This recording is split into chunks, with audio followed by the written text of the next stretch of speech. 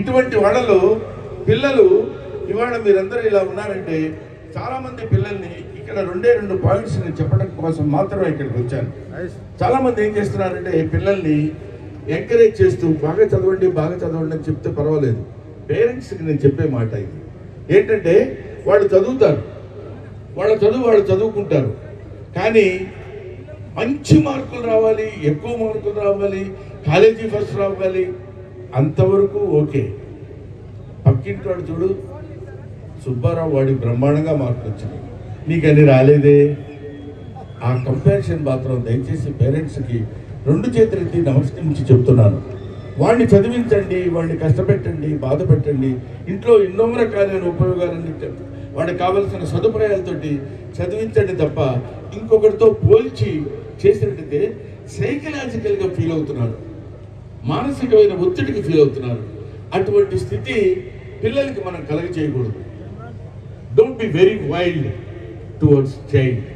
After all వాడికి ఏం తెలుసు చెప్పండి.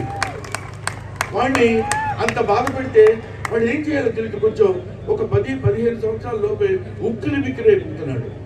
పొద్దున్న లేస్తే మనం చూస్తున్నాం, సిగ్గు చేయటం మనకి నిజంగా బాధపడాలి. పేరెంట్స్ అయింది, తల్లిదండ్రులు అయింది, నీకు చెప్పడానికి ఏం అర్హత ఉందని మీరు నన్ను అడగొచ్చు. నాకు అర్హత ఉంది కాబట్టి చెప్తున్నాను. మా పెద్ద బాబుకి 40 సంవత్సరాలు, రెండో వాడికి 36 సంవత్సరాలు. ఇవాటి వరకు చిన్నప్పటి నుంచి నాకు ఊహ తెలిసిన దగ్గర నుంచి వాడిని భుజం మీద ఇలా చెయ్యి కొట్టి వెనకుండా పెంచాను నేను. ఒక పెద్దవాడు MBA చదువుకున్నాడు, రెండోవాడు బీటెక్ చదువుకున్నాడు. వాళ్ళ చదువులు వాళ్ళు చదువుకునేటప్పుడు how to make them to read అనేది మనకు తెలియక చదవట్లేదండి బాధపెడితే వాళ్ళు చిన్న న్యూనతగా ఫీల్ అయిపోయి ఏం చేయాలో తెలియక చిన్ని ప్రాణం ఏదైనా చేసుకునే స్థితికి వస్తున్నారు. కాబట్టి I don't encourage the parents. అంటే నేను పేరెంట్స్కి నమస్కరించి చెప్పేది ఒకటి. ఆ తర్వాత పిల్లలు ఉన్నారు, బీదవాళ్ళు బిక్కిళ్ళు చాలామంది ఉన్నారు. బీద అంటే కొంచెం పూర్ పీపుల్ వాళ్ళకి డబ్బు ఉండదు. ముఖ్యంగా ఇలాగ కొంచెం ఇబ్బందికరమైన పరిస్థితుల్లో ఉన్న వాళ్ళు ఏం చదువుకుంటాం సార్, మా ఫాదర్ చదివించట్లేదు, డబ్బులు లేవు, ఏంటి బీదవాడిని నేను అనేటువంటి భావనతో స్టార్ట్ అయితే you cannot win the game. దానికి బ్రహ్మానందం ఒక్కడే నిదర్శనం. మా నాన్నకి 6 పిల్లలు, 2 ఆడపిల్లలు. యనమండుగురు ఇవాళ పూరెస్ట్ టీచర్. యనమండుగుని ఆ రోజుల్లో ఎలా చదివించాడు ఏంటో మీ అందరికీ తెలిసిన విషయమే. అయినా SLC వరకు వచ్చిన తర్వాత ఆపేయమన్నారు, PUCకి వచ్చిన తర్వాత ఆపేయమన్నారు, డిగ్రీకి వచ్చిన తర్వాత ఆపేయమన్నారు. I keep on doing my job. Life is a game plate, అంతే. మనం ఆ గేమ్లా తీసుకున్నప్పుడు మనం ఆడుకుంటూ కూర్చోవడమే, మన జీవితాన్ని అలా ముందుకు వెళ్ళుకుంటూ పోవడమే. ఎన్నెన్నో చెప్తుంటారు పెద్ద మాటలు. భగవద్గీతలో ఏం చెప్పాడు, శ్రీకృష్ణుడు ఏం చెప్పాడు, నీ పని నువ్వు చేసుకుని వెళ్ళిపోవడం. ఎవ్వడు ఏమీ చెప్పక్కర్లా. ఒళ్ళు వంచి మనం పనిచేస్తే ఆ రిజల్ట్ మనకి ఎప్పుడైనా వస్తుంది. ఇవాళ కాకపోతే రేపు. ఒక అబ్దుల్ కలాం, ఒక అంబేద్కర్, ఒక లాల్ బహదూర్ శాస్త్రి, వీళ్ళందరూ ఏంటి తెలుసండి, వాళ్ళ చరిత్రను మనం చదివితే తెలుస్తుంది. అంబేద్కర్ ఎడం చేత్తో పుస్తకాలు పట్టుకుని కుడి చేత్తో గంగానది ఈదుకుంటూ అవతలకు స్కూల్కి వెళ్ళిపోయి చదువుకుని వచ్చినటువంటి వాడు. ఎంత పట్టుదల ఉండాలి. నాకెందుకులే ఇవి అనుకుంటే వాళ్ళ అంబేద్కర్ గురించి మనం చెప్పుకునేవాడు.